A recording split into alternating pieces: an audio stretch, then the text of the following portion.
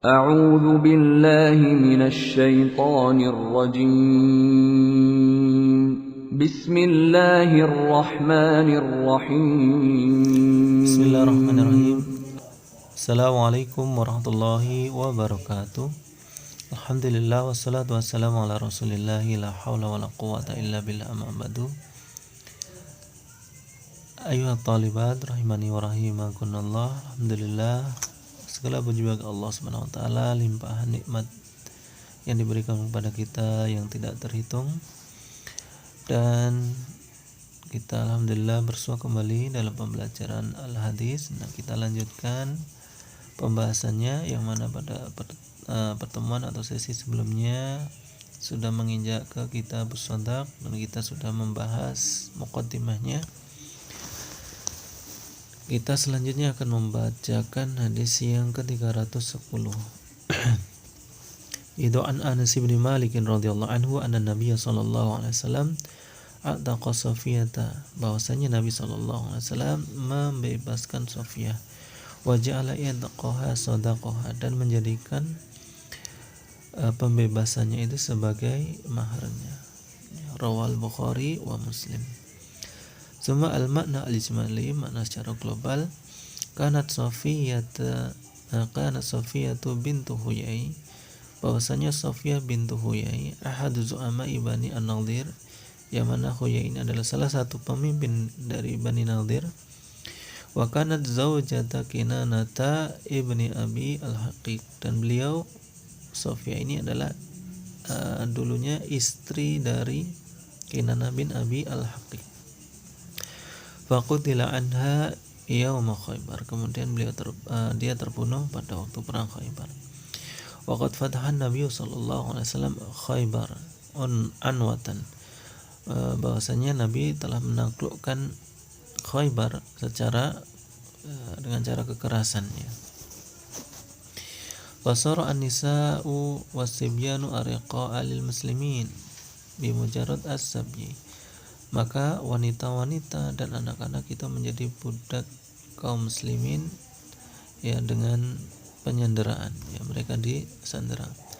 Wa waqa'at Safiyata fi qismi Dihyata ibni Khalifah al-Kalbi, maka jatuhlah Safiyah di bagian dari Dihya bin Khalifah al-Kalbi. Fa'awadahu anha ghairaha wastafaha li nafsi, kemudian beliau menggantikan Nabi sallallahu alaihi wasallam menggantikan Dihya bin Khalifah al-Kalbi, dan mengganti dengan wanita lain untuk Dihya bin Khalifah, dan Nabi memilihnya untuk dirinya, jabron li khatiriha, untuk menambal hatinya, karena hatinya pasti terluka dan beliau berniat untuk menambalnya. Wa rahmatan biha li izziha adzahib, dan juga sebagai bentuk kasih sayang dengannya karena telah kehilangan atau karena kemuliaannya telah hilang. Wa min karamihi, dan termasuk dari kemuliaan Nabi sallallahu alaihi wasallam, innahu lam yaktafi bitamattu biha amatan dzalilatan, bahwasanya beliau tidak cukup hanya dengan memperlakukannya itu sebagai budak yang hina, tidak memperlakukan Sofia ini sebagai budak yang hina.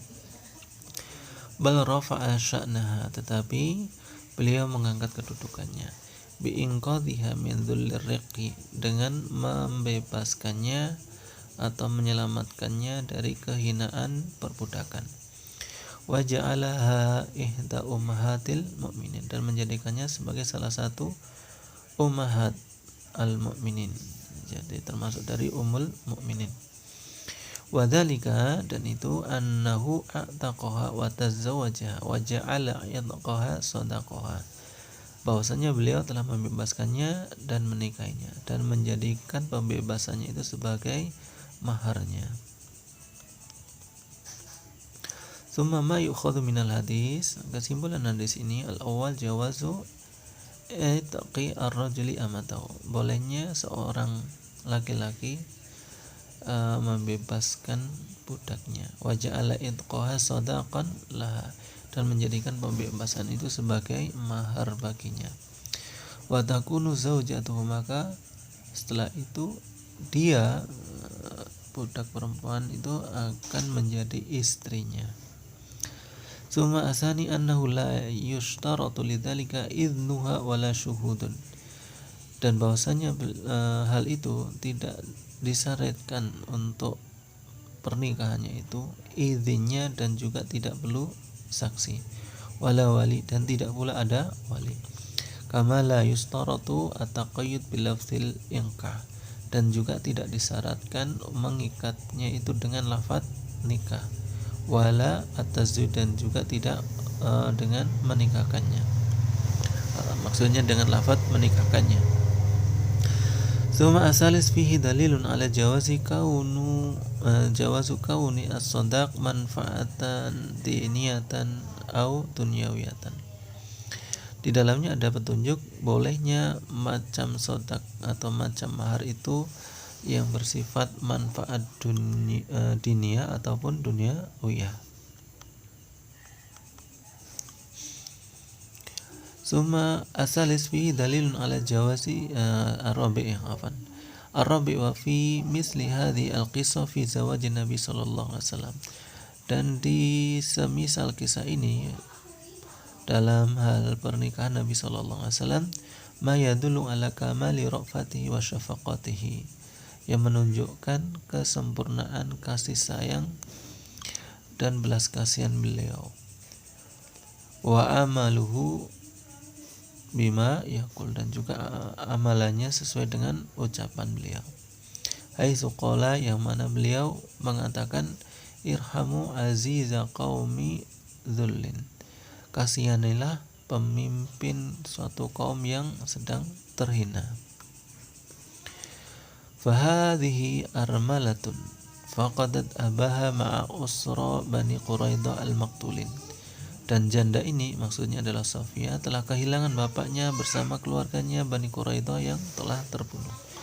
Wa zawjuha fi ma'rakati Khaybar, dan juga kehilangan suaminya di peperangan Khaybar. Wa huma sayyida qaumihima, dan keduanya adalah pemimpin dari kedua kedua kaumnya. Maksudnya dari kaum keduanya, ya. Jadi menjadi pemimpin dari kaum keduanya. Wa waqa'at fil usri wa dhulli, dan terjatuh di penyanderaan dan juga kehinaan. Wa baqa'uha tahta ahadi asma'ihi zaujatan aw amatan dhullun laha wa kisru li'izziha, dan adanya dia di bawah salah satu pengikut Nabi sebagai istri atau sebagai budak, itu adalah sebagai bentuk kehinaan dan juga menghancurkan kemuliaannya. Wala yarfa'u sya'nah, dan juga tidak mengangkat kedudukannya. Wa yajburu qalbaha illa an taqila min sayyidin ila sayyidin, dan akan menembel hatinya, akan menutupi hatinya atau menghibur hatinya, kecuali jika dia berpindah dari satu tuan ke tuan yang lain. Fakana huwa aula biha, dan beliau adalah orang yang lebih berhak dengan Sofia. Wa bihadza ta'lamu, dan dengan ini maka engkau akan mengetahui, anna hadza at-ta'addud alladzi waqa'a lahu sallallahu alaihi wasallam fi zaujat, bahwasanya poligami ini yang dilakukan oleh Nabi sallallahu alaihi wasallam terhadap para istrinya itu, laisa irdaan li raghbati jinsiyah, bukanlah berniat memuaskan hawa nafsunya atau hasrat seksualnya. Kama yaqulu a'da'u hadzal din wal kaiduna lahu, sebagaimana yang diucapkan oleh musuh agama ini dan juga orang-orang yang telah berbuat licik kepadanya. Wa illa liqasti ilal afkari asighar. Maka jika tidak, maka tentunya Nabi sallallahu alaihi wasallam akan pergi kepada gadis-gadis muda. Walam yakun zawajuhu min saibati in qata'na li faqdi aswajina, dan tidak menikahi janda yang telah terputus dengan kehilangan suami-suami mereka. Jadi Nabi Shallallahu Alaihi Wasallam bukan memenuhi hasrat seksualnya, karena kalau umpama memenuhi hasrat seksualnya tentunya dia akan lebih memilih kepada gadis-gadis yang muda, bukannya malah pergi kepada janda-janda atau menikahi janda-janda yang telah kehilangan suaminya. Walau ista'radna qissata zawajihi bihinna wahidatan, sekiranya kita mau meninjau ulang kisah kisah pernikahannya dengan mereka satu persatu, la wajadnaha la takhruju an hadhi al maqasid ar-rahimah an-nabilah, maka sungguh akan kita dapatkan kisah tersebut yang tidak keluar dari tujuan-tujuan yang penuh dengan kasih sayang dan bagus atau indah ini. Fahasyahu wa ma'abatahu amma yaqulu al-mu'taduna adh-dhalimun. Maka begitu jauh ya apa yang diucapkan oleh orang-orang yang telah melampaui batas dan zalim.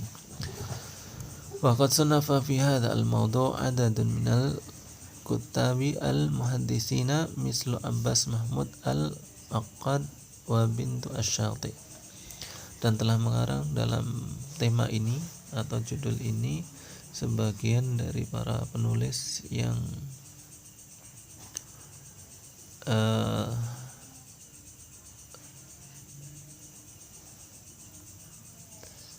ini orang yang baru mungkin ya, penulis baru seperti Abbas Mahmud Al-Aqad dan juga bintu Asy-Syati.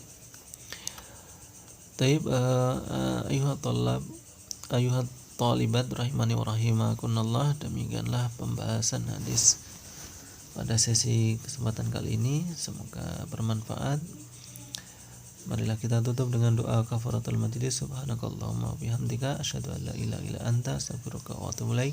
Wa akhirul kalam, assalamualaikum warahmatullahi wabarakatuh.